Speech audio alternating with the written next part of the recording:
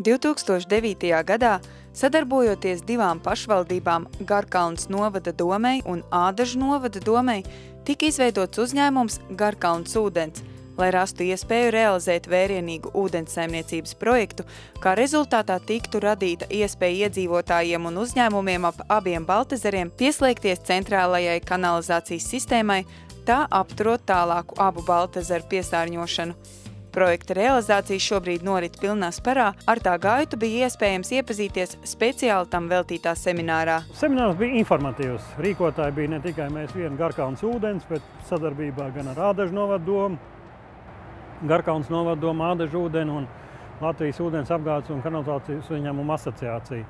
Faktiski viss iesaistītās puses, kas ar projektiem strādā, konkrēti šo projektu strādā, un šis bija tāds, tā kā starpziņojums, un mēs projektu ietvaros vides ministrijai regulāri reizi kvartālā sniedzam progresa ziņojums. Ja?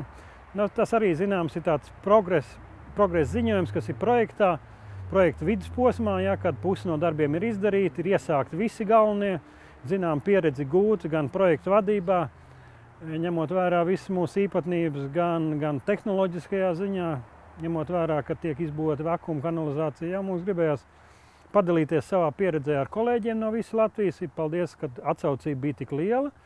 Varbūt nedaudz akcentēt tās problēmas, kas nākotnē vēl radīsies. Ja? Un arī maksimāli, lai arī būtu publicitāte un lai arī iedzīvotāji gan novadā, gan Latvijā zinātu, kā tas notiek, kā strādā Eiropas nauda, kādas ir īpatnības varbūt, ja? Jo visi šie vidas projekti, ja nav tāda pietiekama informācijas par viņiem, ja? Tad visu laiku tiek cenšas viņus politizēt un vēl kaut ko pievilkt klāt. Arī mūsu projektam, kurš kopējās izmaksas ir pār pa 7 miljonu eiro kopumā, ja, nemitīgi kaut kādi politikāņi cenšas tur kaut ko politizēt un tās, kā viņi ieraug tās nulles, tad tur ir kaut kas jābūt un tā tālāk. Ja, bet šis ir ūdens saimniecības projekts, vērsts uz to, lai paplašinātu pakalpojumu saņēmēju loku, iedzīvotāju skaits, kas var pieslēgties pie centralizētās kanalizācijas ar vienu tādu augstāku mērķi, kas vieno arī abas pašvaldības, gan Ādažu, gan Garkalnes, lai glābtu lielo un mazo Baltezeru, lai šis ūdens stāvoklis nepasliktinātos, lai viņš